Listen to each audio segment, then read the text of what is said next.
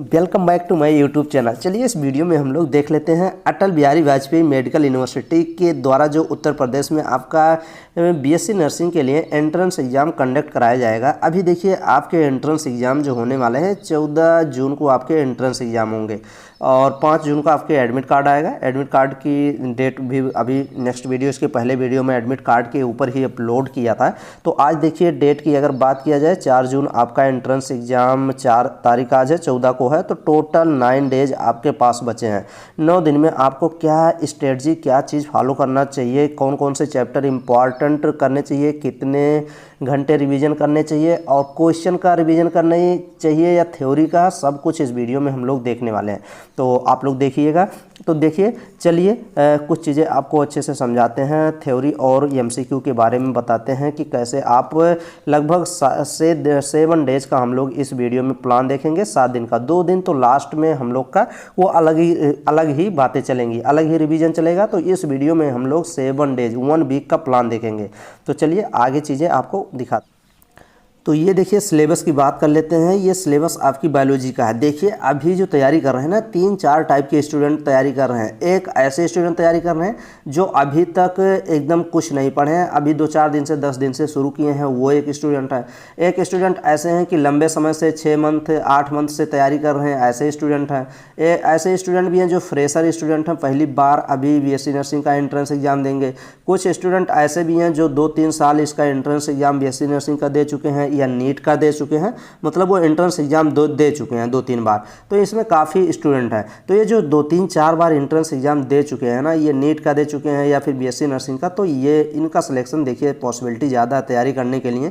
तो ये ज़्यादा अच्छे से ध्यान दें कि कैसे चीज़ें आगे बढ़ेंगी। देखिए गवर्नमेंट कॉलेज में ज़्यादातर एडमिशन उन्हीं स्टूडेंट का होता है जो MBBS BMS BHMS नीट की तैयारी करते हैं ना, वो फिर नीट में होता नहीं है, फिर बीएससी नर्सिंग की तरफ मूव करते हैं, तो वही फिर झंडा गाड़ते हैं। 100% सत्य तो यही है। मतलब कहने का मतलब यह है कि यहाँ से जो ये बता दिया, ये यहाँ से ऐसा नहीं है कि सिलेक्शन नहीं होता, लेकिन मोस्ट ऑफ सिलेक्शन यहीं से होता है।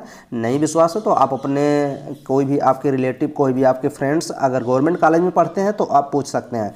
लेकिन हाँ, अगर यहाँ से भी सिलेक्शन होता है, 10% मान के चलिए, 90% यहाँ से अगर स्टूडेंट जाते हैं तो 10-15% 20% यहाँ से भी स्टूडेंट गवर्नमेंट कॉलेज में एडमिशन लेते हैं। और लेकिन यहाँ पे तो प्राइवेट कॉलेज की भरमार है, प्राइवेट कॉलेज और गवर्नमेंट कॉलेज। प्राइवेट कॉलेज में भी एडमिशन होता ही है, सीटें तो फुल ही होती हैं। तो चलिए इसमें देखते हैं कि क्या क्या चीज़ें आपको फॉलो करनी चाहिए। अगर आप कुछ मान लीजिए आप अभी तक कुछ नहीं पढ़े हैं, अगर आप 10 दिन 15 दिन से अभी आप 1 मंथ से पढ़ना शुरू किए हैं और पहले इसकी तैयारी नहीं किए थे, तो आप तो कोई प्लान नहीं बना सकते हैं कि आप इस प्लान के थ्रू हम लोग पढ़ेंगे। आप तो रैंडम इंपॉर्टेंट चैप्टर जो 12th क्लास के हैं वो आप कर लीजिए। लेकिन जो मान लीजिए लंबे समय तक तैयारी कर रहे हैं, 2 साल 3 साल से तैयारी कर रहे हैं, नीट की तैयारी कर रहे हैं या फिर बीएससी नर्सिंग की तैयारी कर रहे हैं, तो उनके लिए ये चीज़ फॉलो करनी चाहिए। अच्छे से फॉलो कर लीजिए आप करीब में पहुंच जाएंगे। 150-160 क्वेश्चन आप सही कर लेंगे आसानी से, अगर सब कुछ आप अच्छे से पढ़ते हुए अभी तक आ रहे हैं। तो यहाँ पे देखिए अगर बात किया जाए 11th क्लास बायोलॉजी की, 11th क्लास बायोलॉजी में आपके 40 क्वेश्चन पूछे जाएंगे ना, तो ये मान के चलिए 15 क्वेश्चन अभी तक जो रेशियो था, प्रीवियस रेशियो जो एंट्रेंस एग्जाम हुए हैं 2021 में, 2022 में, 2023 में, 2024 में,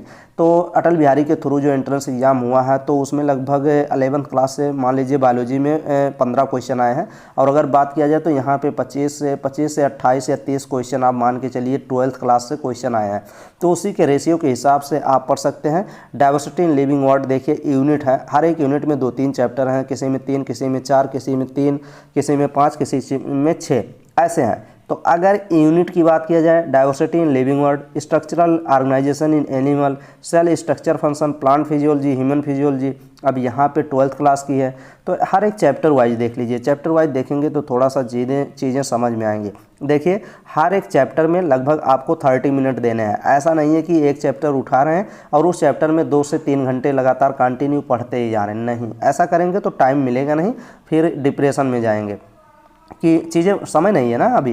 तो अभी देखिए आपको जैसे ये फर्स्ट चैप्टर रिवाइज करना है, reproduction in organism and reproduction, ये ऐसा कुछ नहीं है कि ये डिलीट हो गया है चैप्टर नहीं पढ़ना है, सब कुछ पढ़ना है जितना बताया जा रहा है। देखिए आपके इस हिसाब से इसमें लगभग 30 मिनट दीजिए इस चैप्टर में, फर्स्ट चैप्टर में 30 मिनट दीजिए क्योंकि छोटा चैप्टर है और 10, 15, 20 पॉइंट ही सिर्फ पढ़ने हैं। Sexual reproduction in flowering plant, इसमें 45 मिनट दे दीजिए, इसमें ज़्यादा कुछ चीज़ें इंपॉर्टेंट है तो ये देख लीजिएगा। फिर ह्यूमन रिप्रोडक्शन, ये देखिए ह्यूमन रिप्रोडक्शन, इसमें लगभग आप भी 35 से 40 मिनट आप दे सकते हैं। इसमें भी ऐसे ही आप टाइम निर्धारित कर लीजिए। अगर टाइम फिक्स करके पढ़ेंगे ना तो थोड़ा सा जुनून रहेगा, थोड़ा सा जो बॉडी का स्ट्रक्चर होता है, बॉडी का फंक्शन होता है, मैकेनिज्म होती है ना, वो एक्टिव रहती है। ऐसे अगर आप कोई प्लान नहीं बनाएंगे कि कितने समय में कौन से चैप्टर को फिनिश करना है, तो आप मेज पे बैठ जाएंगे, कुर्सी पे बैठेंगे, मेज पे अपना सिर्फ समय काटेंगे, 1 घंटे 2 घंटे एक चैप्टर को लेके चलना है। नहीं, ऐसे नहीं करना है भाई। आप समय निर्धारित कर लीजिए। जैसे रिप्रोडक्शन इन हेल्थ, आपको रिवीजन करना है। रिवीजन कहाँ से करेंगे? एनसीईआरटी बुक अगर नहीं है तो आप अपने हिसाब से देख लीजिएगा। एनसीईआरटी बुक तो होनी चाहिए। मैं शुरू से ही बहुत बार बोला हूँ कि एनसीईआरटी बुक, आप फर्स्ट पे एनसीईआरटी बुक होनी चाहिए, फिर सेकंड पे तो और एसेसरी बुक होने ही चाहिए। तो आप एनसीईआरटी बुक फॉलो कर सकते हैं। नहीं, कुछ बुक अगर आपके पास नहीं है तो आप वीडियो में जाएँ, इसी चैनल पर जाएँ, प्लेलिस्ट में जाएँ, वहाँ सब कुछ मिल जाएगा।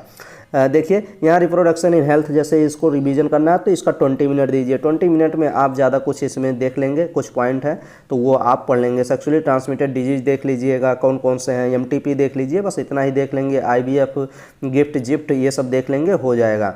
तो इसमें ज़्यादा चीज़ें नहीं करनी है। अब फिर उसके बाद आएंगे रिप्रोडक्शन हेल्थ, हाँ ये चीज़ हो गया। जेनेटिक्स में आएंगे। जेनेटिक्स में आपके 3 चैप्टर हैं, 2 चैप्टर तो आप जेनेटिक्स से रिलेटेड हैं, 1 चैप्टर आपका एवोल्यूशन है। एवोल्यूशन से भी एक क्वेश्चन तो आपको देखने को मिलेगा है एवोल्यूशन से। तो एवोल्यूशन से मैंने क्वेश्चन तो करा दिया। देखिए जितने भी टॉपिक ये बताए जा रहे हैं, ऐसे कोई टॉपिक पे है नहीं कि जिस पे वीडियो नहीं बनी है। आपको अगर नहीं यकीन है तो आप कमेंट करके बता सकते हैं कि ये वीडियो, ये टॉपिक नहीं कराए गए हैं। वैसे पहले आपको तो वीडियो देखनी पड़ेगी, तभी तो आइडिया लगेगा कि नहीं कराई गई हैं। वैसे कोई भी इंपॉर्टेंट टॉपिक नहीं छोड़ा गया है। तो इसमें देखिए जेनेटिक्स में, इसमें मेंडल के बारे में थोड़ा सा पढ़ लीजिएगा। और ये मेंडेलियन डिसऑर्डर, जो क्लाइनफेल्टर सिंड्रोम, थैलेसीमिया, ये सब क्या होते हैं, कलर ब्लाइंडनेस, ये सब थोड़ा सा पढ़ लीजिएगा। फिर मेंडल के बारे में तो इसमें आप 45 मिनट इसमें भी निर्धारित कर सकते हैं। मॉलिक्यूलर बेसिस ऑफ इनहेरिटेंस, इसमें भी आप 30 से 40 या 45 मिनट निर्धारित करके आप इस चैप्टर को भी फिनिश कर लीजिए। फिर बचते हैं आपके इवोल्यूशन। इवोल्यूशन वाले चैप्टर में भी आपके 30 से लेके 35 मिनट इसमें भी आपको देने चाहिए, एक चैप्टर, ये भी आपके कंप्लीट हो जाएंगे। फिर आप ये देखिए बायोलॉजी की 3rd यूनिट आती है, बायोलॉजी इन ह्यूमन वेलफेयर। इसमें हेल्थ एंड डिजीज वाला ये चैप्टर इंपॉर्टेंट है। यहाँ से 1-2 क्वेश्चन तो आपको मिल जाएंगे, 2 क्वेश्चन तो 100% मिलेंगे, 1 क्वेश्चन आपका केमिस्ट्री में भी मिल जाएगा। तो इसमें 2-3 क्वेश्चन मिलेंगे। हेल्थ एंड डिजीज, इसमें आप 45 से लेके आप 50 मिनट में इस चैप्टर को अच्छे से आप कर लीजिए, इंपॉर्टेंट है। फिर यहाँ पे देखिए इम्प्रूवमेंट इन फूड प्रोडक्शन, इसमें अगर आपको देखना है तो 10 मिनट में कुछ इंपॉर्टेंट चीज़ें आप इस चैप्टर में देख सकते हैं। फिर उसके बाद माइक्रोब्स इन ह्यूमन वेलफेयर, इसमें भी आप 20 मिनट देखे, कुछ चीज़ें इंपॉर्टेंट है वो आप देख लीजिएगा। जैसे सीवेज ट्रीटमेंट देख लीजिए, एनर्जी, बायो फर्टिलाइज़र के बारे में थोड़ा सा पढ़ लीजिएगा, जो चीज़ और कुछ चीज़ें इंपॉर्टेंट है वो कर लीजिएगा। फिर बायोटेक्नोलॉजी में आएंगे। बायोटेक्नोलॉजी में 2 चैप्टर आपको मिलेगा, एकदम शानदार सब चीज़ें कराई गई हैं। ये देखिए principle and process of biotechnology कर लीजिए। इसमें आप 40 मिनट इसमें भी दे सकते हैं, 40 से 40 to 45 मिनट इसमें आप देके इस चैप्टर को भी फिनिश कर लेंगे। तो ये 12th क्लास की आपकी फिनिश हो जाएगी। इकोलॉजी आ गया। इकोलॉजी में भी इम्पॉर्टेंट कुछ चैप्टर हैं, जैसे ऑर्गेनिज्म एंड एनवायरनमेंट में ये पैरासिटिज्म, पॉपुलेशन, ये सब पैरासिटिज्म वाला देख लीजिएगा। कंपटीशन क्या होता है, प्रीडेशन क्या होता है, म्यूचुअलिज्म क्या होते हैं, ये इंपॉर्टेंट हो जाएगा। फिर इकोसिस्टम में आएंगे। इकोसिस्टम में पॉलिनेशन वाला देख लीजिएगा, कार्बन फिक्सेशन वाला देख लीजिएगा, पिरामिड्स वाले देख लीजिएगा, ये एनर्जी फ्लो क्या होती है, ये सब चीज़ें देख लीजिएगा। बायोडायवर्सिटी में आएंगे। बायोडायवर्सिटी में हॉट स्पॉट थोड़ा सा देख लीजिएगा, हॉट स्पॉट क्या होते हैं एंडेंजर्ड ऑर्गेनिज्म में। फिर यहाँ पे कुछ लॉस ऑफ बायोडायवर्सिटी के बारे में दिया गया होगा, वो देख लीजिएगा। नेशनल पार्क के बारे में, सेंचुरी के बारे में दिया गया होगा, वो देख लीजिएगा। मतलब 40 से 45 मिनट में ये भी हो जाएगा। फिर एनवायरमेंटल इशू, यहाँ से भी आप ग्रीन हाउस इफेक्ट देख लीजिएगा। 30 मिनट में इस चैप्टर को आप फिनिश करने की सोचेंगे। ग्लोबल वार्मिंग देख लीजिएगा, ओजोन डिप्लीशन देख लीजिएगा, और डिफॉरेस्टेशन, जो जंगल वंगल को काटते हैं, क्यों काटते हैं, वाटर पॉल्यूशन क्या होता है, वो एयर पॉल्यूशन और वाटर पॉल्यूशन, ये सब देख लीजिएगा जरूर, इंपॉर्टेंट चैप्टर है, 1-2 क्वेश्चन बन सकते हैं। फिर उसके बाद आप आएंगे क्लास 11th में। क्लास 11th में देखिए आपको देखना है तो यहाँ पे आप म्यूजियम के बारे में, बायोनोमियल नोमेनक्लेचर किसने दिया था, ये binomial, trinomial, five kingdom classification system, ये सब फाइव किंगडम क्लासिफिकेशन सिस्टम ये भी है।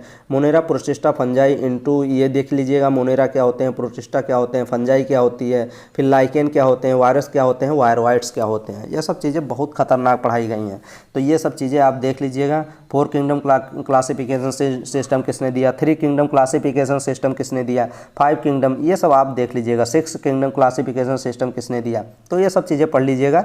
फिर उसके बाद आप आएंगे यहाँ पे एल्गी के बारे में पढ़ना है, ब्रायोफाइट, टेरिडोफाइट, जिम्नोस्पर्म। जैसे प्लांट का ग्रोथमेंट हुआ था ना, प्लांट का डेवलपमेंट इसी प्रकार हुआ, पहले एल्गी, ब्रायो, टेरिडो, जिम्नो, एंजियो, तो ये सब आप इसके बारे में पढ़ लेंगे। फिर उसके बाद आप आएंगे कुछ नॉन कार्डेट और कार्डेट जो एनिमल किंगडम वाला चैप्टर है वहाँ से भी पढ़ लेंगे। वहाँ के से एग्जाम्पल इंपॉर्टेंट होते हैं, हर एक एग्जाम्पल से आपको हर एक किंगडम की, आपको हर एक फाइलम की आपको एग्जाम्पल तो रटे होने चाहिए कि कार्डेटा कौन है, नॉन कार्डेटा कौन सा है, पोरीफेरा का एग्जाम्पल क्या है, तो ये सब आप अच्छे से कर लेंगे। फिर प्लेटी हेलमेंथीज, एस्केलमेंथीज, ये सब एग्जाम्पल देख लेंगे। फिर स्ट्रक्चर, ऑर्गेनाइजेशन, एनिमल, प्लांट के बारे में मार्कोलॉजी में तो आप देख लेंगे, मार्कोलॉजी से रिलेटेड क्वेश्चन तो आएंगे ही। चार मार्कोलॉजी, चार फाइलम हैं एनसीईआरटी में, वो आप देख लीजिएगा। ब्रेसिकेसी, सोलेनेसी, फिर उसके बाद लिलियसी और फाइवेसी, ये चार फैमिली हैं। फिर उसके बाद एनिमल टिश्यू से आप देख लीजिएगा, एनिमल टिश्यू से आप सर्कुलेटरी सिस्टम आप देख लीजिएगा, रिस्पायरेटरी, कॉकरोच जरूर पढ़ के जाइएगा, फ्रॉग भी पढ़ लीजिएगा, यहाँ से क्वेश्चन आने की संभावना रहेगी, तो वो देख लेंगे। फिर उसी में ग्लैंड है, ग्लैंड थोड़ा सा दिया गया है, वो आप जरूर पढ़ लीजिएगा। एनिमल टिश्यू में कौन सी स्टेटेड मसल्स के बारे में दिया गया है, कार्डियक मसल्स के बारे में दिया गया है, वहाँ से क्वेश्चन आने की संभावना रहेगी। सेल स्ट्रक्चर एंड फंक्शन के बारे में सेल में थोड़ा सा आप जरूर पढ़ के जाइएगा। सेल प्रोकैरियोट, यूकैरियोट क्या होते हैं, ग्राम पॉजिटिव, ग्राम निगेटिव, बैक्टीरिया हो गया, ये देखेंगे। फिर सेल साइकिल, माइटोसिस क्या होती है, मियोसिस क्या होती है, इसमें क्या होती है, पैकेटीन में क्या होता है, क्रॉसिंग ओवर कहाँ से होगा, तो ये सब आप देख के जाएंगे। Leptotene, zygotene, pachytene, diplotene, diakinesis, ये आप अच्छे से देखेंगे। प्लांट फिजियोलॉजी की बात करेंगे तो प्लांट फिजियोलॉजी में फोटोसिंथेसिस और रिस्पायरेशन, ये दो चैप्टर तो आपके इंपॉर्टेंट है, ये दो चैप्टर जरूर करके जाइएगा। और प्लांट ग्रोथ एंड डेवलपमेंट भी आप देख सकते हैं। ह्यूमन फिजियोलॉजी में अगर बात करें कि इंपॉर्टेंट चैप्टर, ब्रीथिंग, रिस्पायरेशन वाले chapter, body fluid and circulation वाले चैप्टर, और लास्ट वाला चैप्टर काफ़ी इंपॉर्टेंट हो जाता है। ये भी एक्सक्रीशन वाला भी चैप्टर इंपॉर्टेंट है, लेकिन अगर सबसे मोस्ट इंपॉर्टेंट की बात किया जाए तो केमिकल कोऑर्डिनेशन एंड रेगुलेशन, ये आपका 12th क्लास जब आप ह्यूमन रिप्रोडक्शन पढ़ेंगे तो वहाँ भी ये रिलेट करेगा ये चैप्टर। तो हार्मोन क्योंकि है यहाँ पे, यहाँ से 2-3 क्वेश्चन आपको मिल जाएंगे, 2-3 क्वेश्चन तो 100% इसमें पढ़ेंगे, क्योंकि इसमें काफ़ी चीज़ें आपका केमिकल कोऑर्डिनेशन रेगुलेशन से संबंधित है, ग्लैंड है, हार्मोन का सब फंक्शन यहाँ दिया गया है, तो ये सब चैप्टर आप फिनिश करेंगे। फिजिक्स की बात किया जाए, फिजिक्स में आप देख लीजिएगा 11th क्लास में फिजिकल वर्ड, ये आप पढ़िएगा। फिर उसके बाद आप पढ़ेंगे कौन सा chapter, work, energy and power, ये आप देख सकते हैं। और फिर ऑसिलेशन एंड वेव के बारे में पढ़ सकते हैं, थर्मोडायनेमिक्स के बारे में पढ़ सकते हैं। 12th क्लास में आएंगे, 12th क्लास में देखिएगा इलेक्ट्रोस्टैटिक, करंट, इलेक्ट्रिसिटी, फिर उसके बाद यहाँ पे ऑप्टिक्स हो गया, वेव्स हो गया, एटम्स एंड न्यूक्लियाई हो गया, डुअल नेचर एंड मैटर हो गया, इलेक्ट्रॉनिक डिवाइस के बारे में ज़रूर पढ़ के जाइएगा। तो इतने आप करेंगे 12th क्लास में। फिर वहाँ पे केमिस्ट्री की बात आएगी, केमिस्ट्री में हम लोग क्या चीज़ें आप अच्छे से कर सकते हैं। केमिस्ट्री की देखिए क्लास 11th की ये है, क्लास 11th में some basic chemistry, structure of atom, ये क्लासिफिकेशन, ये वाला चैप्टर पीरियोडिसिटी वाला, और ये केमिकल बॉन्डिंग वाला चैप्टर। और बात करेंगे कौन से और इसमें इंपॉर्टेंट है, तो आप ये हाइड्रोजन वाला चैप्टर, एस ब्लॉक वाला चैप्टर, ये जरूर देख के जाइएगा। फिर पी ब्लॉक वाला तो देख के जाएंगे ही, organics chemistry, some basic principle and technology, ये वाला हाइड्रोकार्बन तो देख के जाएंगे ही, हाइड्रोकार्बन। फिर इन्वायरमेंटल केमिस्ट्री, इतना आप 11th क्लास में देख लेंगे। और 12th क्लास की बात किया जाए तो 12th क्लास में आप सॉलिड स्टेट देख लीजिएगा, जो आपके थ्योरी वाले क्वेश्चन आते हैं। सॉलिड स्टेट चैप्टर शुरू करेंगे तो वहाँ शुरू में के कौन से एससीपी और वो सब देखेंगे, सीसीसी और एमॉर्फस, क्रिस्टलाइन, सॉलिड, वो सब दिए गए हैं, तो उसके एग्जांपल देख लीजिएगा। फिर सॉल्यूशन, इलेक्ट्रोकेमिस्ट्री, ये सब चीज़ें देख लीजिएगा। हाँ, ये चीज़ देखना है। केमिकल काइनेटिक्स, सरफेस केमिस्ट्री, ये भी इंपॉर्टेंट हो जाता है। जनरल प्रिंसिपल, यहाँ से क्वेश्चन आने की संभावना भरपूर है। P block, D block, F block, यहाँ सब से क्वेश्चन आएंगे ही। कोऑर्डिनेशन, कंपाउंड, सिंपल क्वेश्चन, एक क्वेश्चन पूछ लेगा। Alcohol, phenol, ether, aldehyde, ketone, carboxylic acid, ये सब आप देख लेंगे। नाइट्रोजन कंटेनिंग कंपाउंड, इसमें देख लेंगे। और कुछ नेम रिएक्शन है, नेम रिएक्शन के आपको रिएक्टेंट देखना है और प्रोडक्ट देखना है। अरे किस रिएक्टेंट किस नेम रिएक्शन में क्या प्रोडक्ट बनता है, इतना तो पता ही होना चाहिए, तो वो आप देख लेंगे। बायोमॉलिक्यूल तो आप पढ़ के जाएंगे ही, पॉलीमर्स आपको पढ़ के जाएंगे। बायोमॉलिक्यूल आपका बायोलॉजी में है, वहाँ पर भी पढ़ेंगे और केमिस्ट्री में पढ़ेंगे, तो इतना आप कर लेंगे, अच्छा कर ले जाएंगे, 160 प्लस आप चले जाएंगे। तो आप अच्छे से पढ़ते रहिए और एक स्ट्रेटजी एक प्लान बना के उसी के अकॉर्डिंग आप इतनी जितनी बताई गई है रिवीजन कर सकते हैं। और देखिए रिवीजन आपका 2 चीज़ का करना है। अगर रिवीजन की बात किया जाए कि रिवीजन हमको कैसे करना है, मॉर्निंग में आप 4 बजे 5 बजे जितने बजे भी उठते हैं तो 4 घंटे का एक फिक्स या 3 घंटे का एक फिक्स प्लान बना लीजिए कि 3 घंटे हमें मॉर्निंग में पढ़ने ही पढ़ने हैं। तो उसमें क्या करिए, उसमें सिर्फ ये जो चैप्टर बताए गए हैं 30 मिनट, किसी में 40 मिनट डिवीजन करके आप उसको रिवीजन कर सकते हैं। तो वो उस हिसाब से आप रिवीजन कर लेंगे, रिवीजन करेंगे। मॉर्निंग में 3 घंटे रिवीजन ही करेंगे इस चैप्टर वाइज का। और देखिए रिवीजन फिर सेकेंड रिवीजन जो आपका होगा वो MCQ का होगा, मल्टीपल चॉइस क्वेश्चन का रिवीजन होगा। जो आपके पास मल्टीपल चॉइस क्वेश्चन कहीं से भी आप लगा रहे हैं, अगर मेरे चैनल के थ्रू पढ़े होंगे तो वहाँ तो 10,000 20,000 क्वेश्चन कराए ही गए हैं। तो आप नोट्स भी बनाए होंगे, नहीं नोट्स बनाए होंगे तो वीडियो को आप रिवाइज करें।